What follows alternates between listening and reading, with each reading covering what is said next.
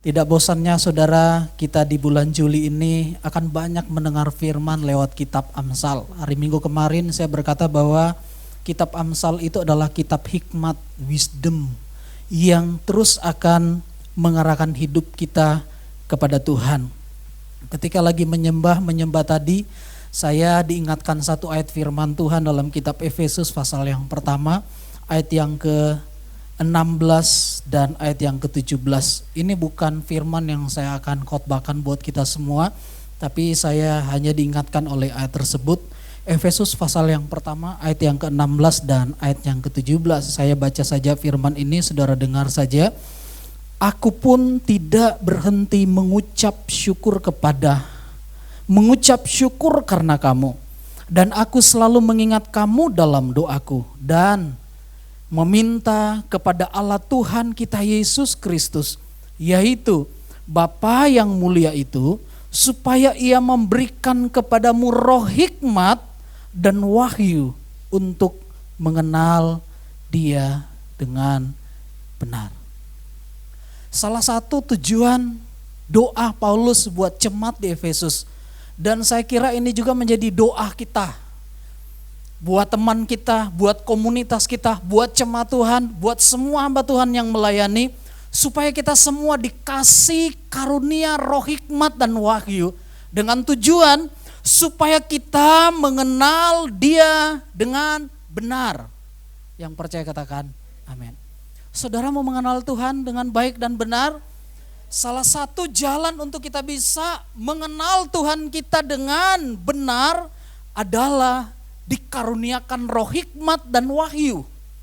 Selain kita menerima Dia sebagai Tuhan dan Juru Selamat kita, ketika kita membangun relasi dengan Dia, kata firman Tuhan, doa Paulus, biarlah ini juga menjadi doa saya buat saudara semua, dan doa saudara semua buat kita hamba-hamba Tuhan, doa kita buat komunitas kita, agar kita dikasih karunia roh hikmat dan pewahyuan, sehingga kita semakin mengenal Tuhan dengan benar. Orang yang mengenal Tuhan dengan benar, yang hadir secara onsite, datang bukan karena paksaan. Tapi saudara datang di tempat ini, tujuannya satu, menyenangkan Tuhan. Amin. Pasti saudara seiman dan saya senang saudara hadir di tempat ini. Yang mengikutinya secara on dan Zoom, kami pun senang saudara bisa bergabung dalam doa. Tapi yang paling utama, Tuhan disenangkan. Nah, hari ini saudara, saya memberikan judul khotbah, himbauan dan manfaat hikmat bagi kehidupan kita. Sekali lagi, himbauan dan manfaat hikmat bagi kehidupan kita. Himbauan, anjuran, motivasi, dorongan atau ajakan, dan tidak akan pernah ada paksaan di sana. Jadi Salomo menghimbau, mengajak, memotivasi, mendorong kita supaya kita tetap dalam hikmat itu, supaya kita tahu ketika kita ada dalam hikmat itu, kita tahu manfaat hikmat itu dalam kehidupan kita. Salomo mengimbau kita untuk menemukan, tinggal pada hikmat dengan keyakinan bahwa dengan melakukannya kita mendapatkan manfaat. 1 Raja-Raja pasal 4 ayat ke-29 sampai 30 firman Tuhan berkata, dan Allah memberikan kepada Salomo hikmat dan pengertian yang amat besar, serta akal yang luas seperti daratan pasir di tepi laut. Sehingga hikmat Salomo melebihi hikmat segala Bani Timur dan melebihi segala hikmat orang Mesir. Dan kita tahu bahwa Salomo menjadi seorang pribadi yang sangat luar biasa dalam hal hikmat. Tidak ada orang pintar yang melebihi hikmat daripada Salomo. Kenapa? Hikmat yang dari Salomo dikaruniakan oleh Tuhan. Ada hikmat Mesir, tapi hikmat Mesir tidak bisa mengalahkan hikmat yang dari Salomo, yang Tuhan karuniakan buat dia. Ada banyak hikmat di dunia ini. Ada banyak orang boleh kasih kata-kata motivasi buat hidup kita. Tapi saya percaya hikmat Tuhan akan terus mengarahkan kita ke arah yang jauh lebih benar. Amsal berkata, ada jalan yang disangka lurus, tapi ujungnya menuju maut. Tapi ada jalan yang kadang-kadang kita nggak sukai. Kalau itu yang Tuhan izinkan, ujungnya akan selalu baik. Amin. Amsal pasal yang ketiga ayat yang ke-21, firman Tuhan berkata demikian. Hai anakku, janganlah pertimbangan dan kebijaksanaan itu menjauh dari matamu. Peliharalah itu, maka itu akan menjadi kehidupan bagi jiwamu dan perhiasan bagi lehermu. Maka engkau akan berjalan di jalanmu dengan aman dan kakimu tidak akan terantuk. Jikalau engkau berbaring, engkau tidak akan terkejut, tetapi engkau berbaring dan tidur dengan nyenyak.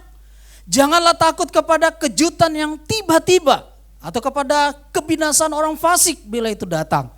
Karena Tuhanlah yang akan menjadi sandaranmu dan akan menghindarkan kakimu dari jerat. Pertanyaannya demikian, apa sih manfaat hikmat bagi kehidupan kita?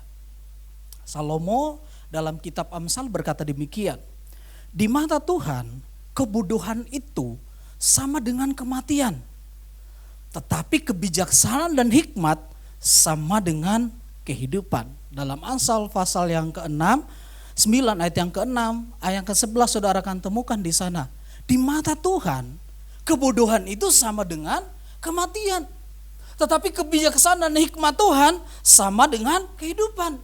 Ada orang bodoh yang menghina didikan, tetapi pada akhirnya dia menuju kepada kematian itu sendiri. Tidak ada kehidupan dan sebagainya. Tapi sebaliknya, kebijaksanaan dan hikmat itu sama dengan sebuah hal yang membawa kita pada kehidupan. Kehidupan kita akan lebih baik kalau kita dikaruniakan hikmat dan kebajikan daripada Tuhan. Amin. Apa sih himbauan Salomo lewat Amsal pasal 3 yang kita sudah baca tadi, ayat yang ke-21, 22, 23, 24, 25 dan 26. Himbauan yang pertama yang Salomo mau dalam hidup kita. Salomo mau supaya himbauannya tuh begini, untuk selalu mengarahkan pandangan pada aturan-aturan itu. Amsal pasal 3 ayat yang ke-21. Mari kita baca bersama 2, 3. Hai anakku, janganlah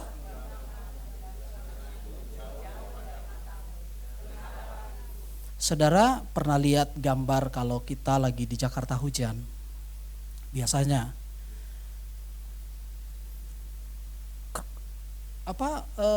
jalan yang tadinya 3 jalur itu bisa jadi 1 jalur. Apa yang menyebabkan itu terjadi? Bukan karena banjir juga, belum tentu banjir, karena hujan. Gitu kan? Jadi orang mau nepi sebenarnya bukan mau nepi, tapi dia nutupin jalan gitu ya. Dia udah tahu itu seharusnya nggak boleh, gitu kan? Tapi karena situasi dan keadaan dia merugikan banyak orang lain, sehingga kemacetan semakin panjang. Tujuannya satu, lu kan yang naik mobil enak gitu ya, tapi kan kita merugikan orang lain, gitu ya. Kata firman Tuhan, himbauannya supaya kita terus mengarahkan pandangan kita pada aturan-aturan itu. Sehingga dia berkata, hai anakku, janganlah pertimbangan dan kebijaksanaan itu menjauh dari matamu, peliharalah itu. Jadi biarlah pertimbangan dan kebijaksanaan itu tidak menjauh dari hidup kita. Kita tidak meninggalkan itu.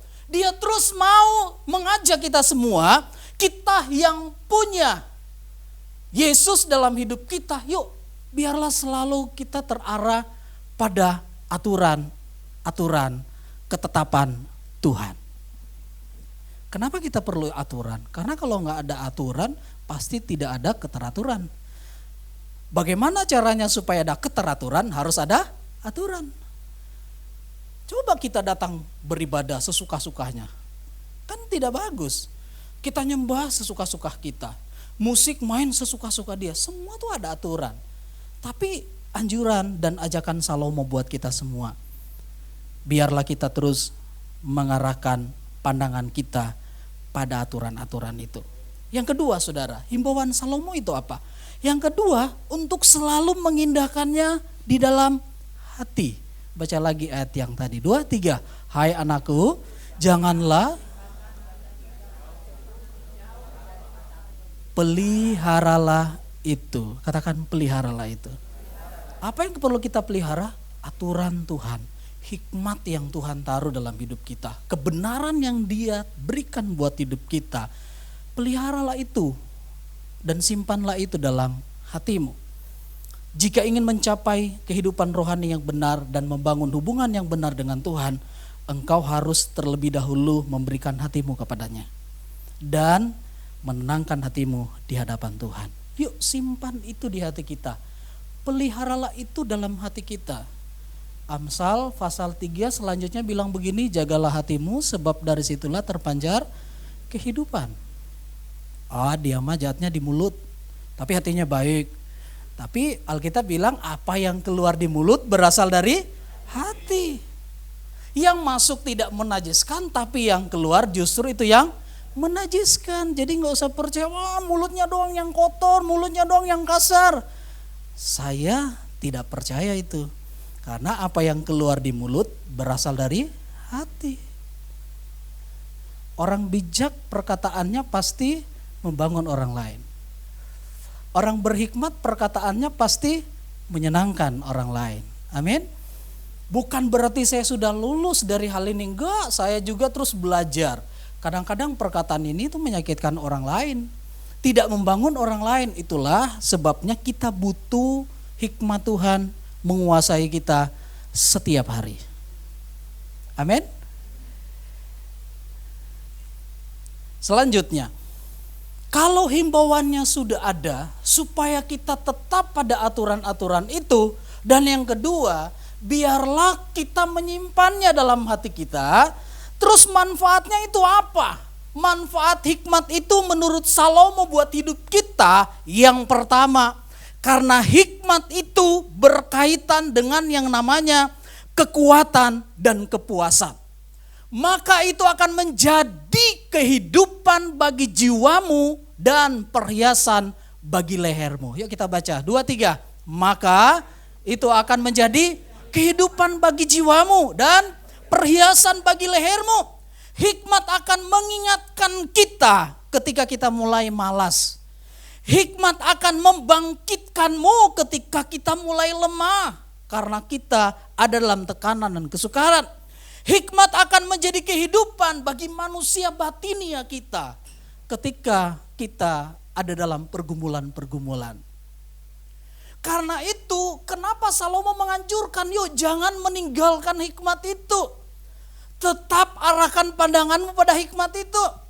Engkau yang sudah tahu kebenaran itu jangan cuma sampai di telinga, di otak, simpan di hati dan jadilah pelaku firman, jaga itu dengan baik. Kenapa? Ternyata itu akan menjadi kehidupan bagi jiwamu. Amin. Maka, itu kan sebab. Maka jika kita melakukan apa yang sebelumnya, maka itu akan menjadi kehidupan bagi jiwamu.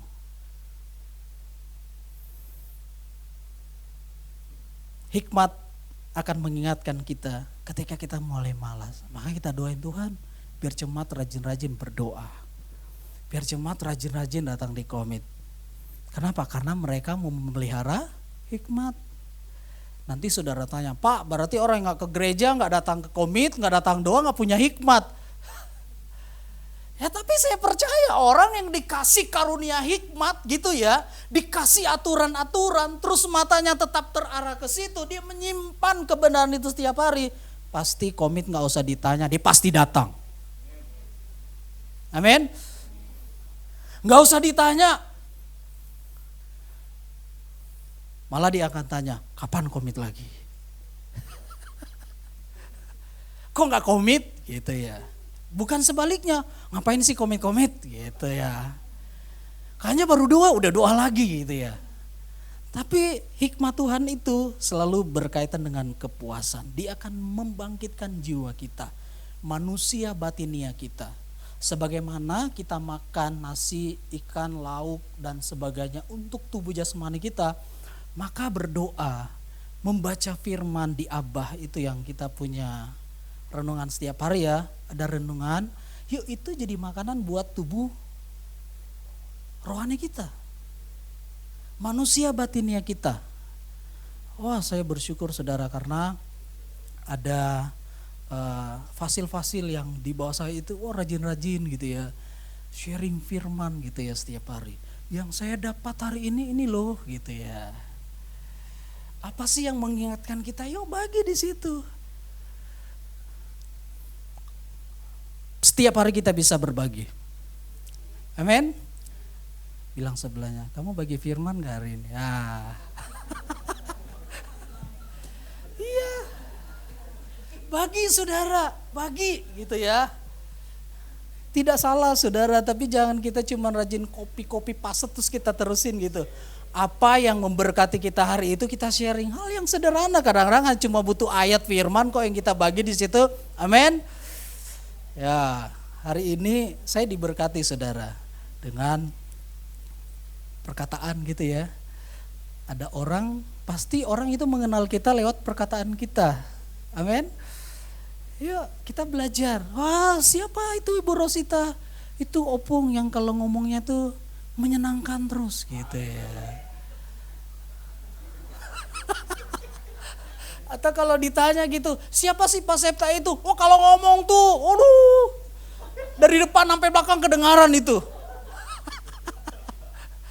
Enggak, tapi orang bisa mengenal hidup kita melalui perkataan-perkataan kita. Jangan sampai si orang itu siapa sih? Pokoknya kalau ke gereja yang ngomongnya terlalu banyak, itu dia. Ini kan cuma contoh gitu ya.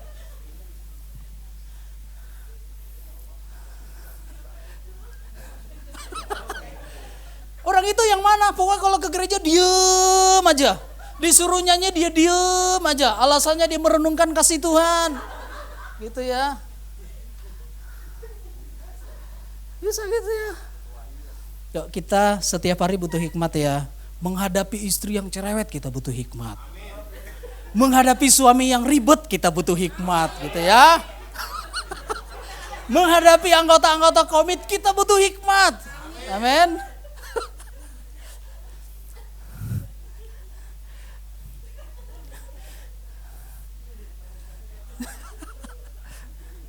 Amin Pak Serta. Maksudnya apa tuh amin kencang-kencang? Amin Bu Yudit. Ya karena ketika kita menyimpan dalam hati dan tetap pada hikmat itu, manfaat daripada hikmat itu yang pertama itu berkaitan dengan kekuatan dan kepuasan. Yang kedua, manfaat hikmat itu berkaitan dengan kehormatan dan nama baik. Baca lagi ayat yang ke-22. 23. Maka itu akan menjadi kehidupan bagi jiwamu dan perhiasan bagi lehermu. Layaknya karung emas atau permata di leher kita, ia akan menyertakan perkataan kelembutan dalam segala perkataan kita. Ia akan memperlengkapi engkau dengan perkataan baik sehingga engkau dihormati. Katanya salah satu tradisi ya dari salah satu suku tersebut yang lehernya panjang itu ya, Thailand itu, salah satu untuk membuat mereka tuh kelihatan lebih cantik. Katanya sih begitu. Ada yang mau kelihatan lebih cantik? Sri, mulai besok kita pakein kalung. Iya, katanya kalung dari wanita-wanita yang pakai leher ini tuh bisa sampai 25 susun. Gitu ya. Biar kelihatan lebih cantik gitu ya. Maka itu akan menjadi kehidupan bagi jiwamu dan perhiasan bagi lehermu. Yuk mari kita belajar saudara dari hari ke hari. Kenapa kalung itu dipakainya di leher gitu ya. Kita tahu bahwa Efesus Paulus itu mengabarkan tubuh Kristus itu kepala dan gereja sebagai tubuhnya gitu ya. Ini cuman penafsiran saya secara pribadi. Dan yang menghubungkan tubuh dan kepala itu adalah leher. Nah, kalau kita sebagai gereja bisa terhubung dengan Tuhan kita itu lewat relasi kita, melalui doa kita. Coba kalau orang membangun relasi semakin baik dengan Tuhan dari hari ke hari, hidupnya akan semakin indah. Amin. Orang yang membangun relasi dengan Tuhan dengan baik, perkataannya setiap hari semakin menyenangkan. Kenapa? Dia selalu terkoneksi dengan Tuhan. Tubuh tanpa kepala itu kuntilanak aja ada kepala. Emang Pak Benu udah lihat kuntilanak? Kan saya cuma berandai-andai.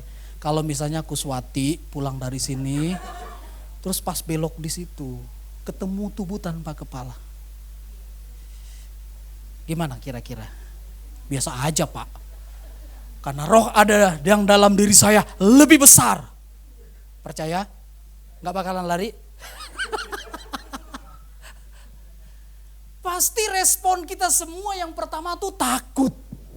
Benar, kita punya roh Tuhan dalam diri kita lebih besar. Tapi kalaupun saya dikagetkan tiba-tiba ketemu orang tanpa kepala, pasti saya takut gitu kan.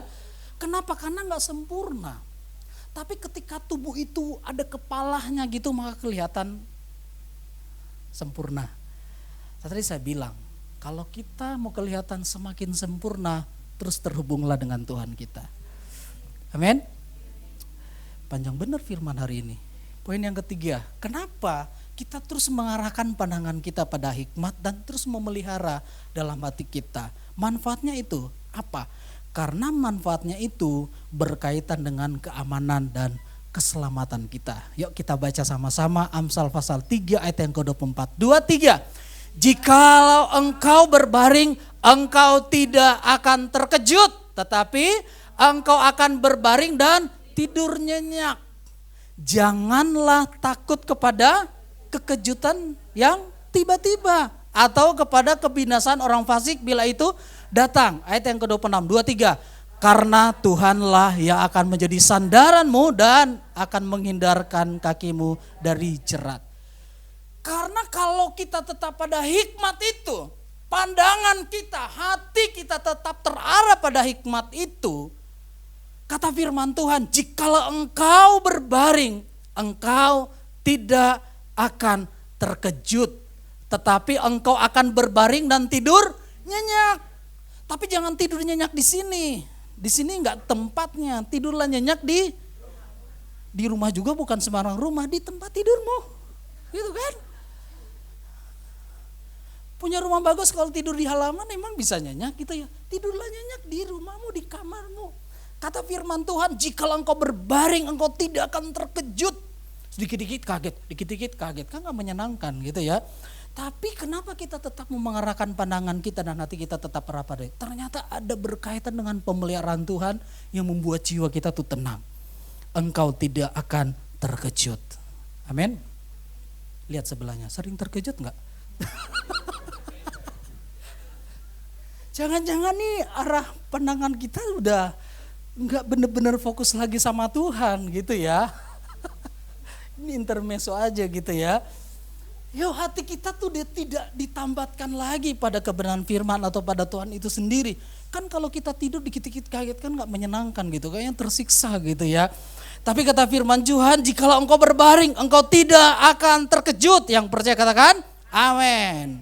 Dan kata firman Tuhan, tetapi engkau akan tidur, tetapi engkau akan berbaring dan tidur nyenyak.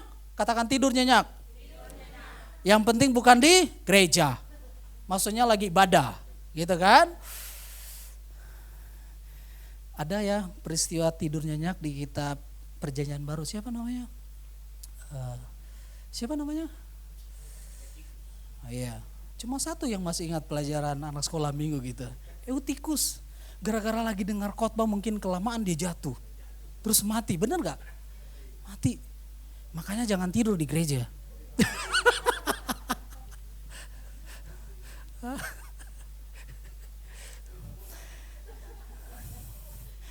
Jika engkau berbaring, engkau tidak akan terkejut, tetapi engkau akan berbaring dan tidur nyenyak, saudara. Janganlah takut kepada kekejutan yang tiba-tiba atau kepada kebinasaan orang fasik bila itu datang. Ayat yang ke-26. Karena Tuhanlah yang akan menjadi sandaramu. Yang percaya katakan, amin. Dan akan menghindarkan kakimu dari jerat. Hidup dalam Tuhan bukanlah bebas dari kesulitan, tetapi ada damai dalam kesulitan. C.S. Lewis berkata demikian. Bukan kita gak ada masalah, bukan kita tidak punya pergumulan saudara, tapi dia berkata hidup dalam Tuhan bukan bebas dari kesulitan. Bilang sebelahnya, kamu akan pernah bebas dalam kesulitan. Namanya masih hidup di dunia, tetap akan menghadapi yang namanya kesulitan. Bilang sebelahnya, tapi jangan suka nyulitin orang lain. Kadang-kadang lu itu jadi penyulit orang lain. Enggak saudara, hidup dalam Tuhan bukanlah bebas dari kesulitan, tetapi damai dalam kesulitan. Sekalipun ada kesulitan, pasti kita bisa damai. Amin. Lihat sebelahnya, jangan pembuat kesulitan. Hidup ini udah sulit saudara, tapi jangan suka bikin orang lain sulit. Intermezzo aja buat kita semua. Kurang-kurangin gayamu kata Alberto gitu ya. Yang terakhir saudara, klik selanjutnya. Saya mau akhiri saudara. Yuk kita baca firman ini. 2, 3. Di mana ada kebenaran, di situ akan tumbuh damai sejahtera dan ketentraman untuk selama-lamanya. Amin. Yuk saya mau mengajak buat hidup kita. Yuk pemusik boleh datang. Selalu arahkan pandangan kita pada aturan-aturan yang Tuhan sudah beri buat kita. Kalau kita mau terus hidup dalam hikmat Tuhan, kalau kita terus mau mengalami yang namanya pimpinan dan tuntunan Tuhan, yuk biarlah pandangan kita terus terarah kepada Tuhan. Biarlah kita terus, kata firman Tuhan, untuk selalu mengindahkannya dalam hati. Aturan Tuhan yuk indahkan dalam hati. Jangan hanya menjadi pendengar, tapi kita jadi pelaku firman itu sendiri.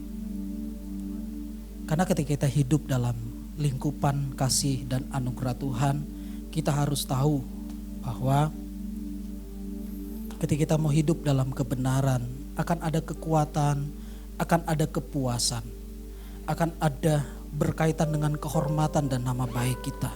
Itu akan menjadi perhiasan di leher kita ketika kita terus terhubung dengan Tuhan. Dan yang terakhir, kenapa kita terus bisa dekat sama Tuhan? Karena itu berkaitan dengan keamanan dan keselamatan. Engkau tidak akan terkejut, justru sebaliknya, kita akan tidur nyenyak. Kita akan tidak takut pada kekejutan yang tiba-tiba. Kenapa? Karena Tuhanlah yang menjadi sandaranmu dan akan menghindarkan kakimu dari jerat. Mari kita tetap dalam hadirat Tuhan.